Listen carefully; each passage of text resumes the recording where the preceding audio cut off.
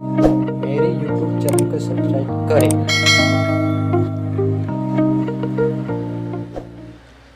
Cannon IR 3300 तने refresh कई रीते करूँ।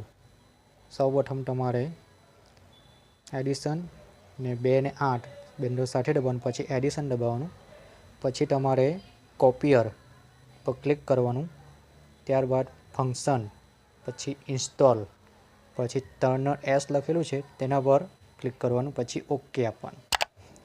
Check the developer. હવે તમારી 240 સેકન્ડની ટર્નર રિફ્રેશ ઓટોમેટિક મશીન જાતે તમારું જે ટર્નર છે તેને રિફ્રેશ કરશે. જ્યાં સુધી તમારું 0 સેકન્ડ નહીં થઈ જાય, સ્ટોપ જેવું જે લખાઈને નહીં આવે ત્યાં લગી તમારે મશીનને બંધ કરવાનું નથી. થોડોક મશીનમાં અવાજ આવશે, મશીન થોડુંક વાઇબ્રેશન કરશે, એટલે તમારી કે ને જે ટર્નર છે તે ઉપર નીચે થશે અંદર, એટલે થોડુંક મશીન વાઇબ્રેશન થશે. આવા જ વિડીયો જોવા માટે મારી ચેનલને સબસ્ક્રાઈબ કરો. જો હવે સ્ટોપનું બટન આવી ગયું છે, હવે ઓકે, પછી એને રીસેટ કરી દેવાનું છે.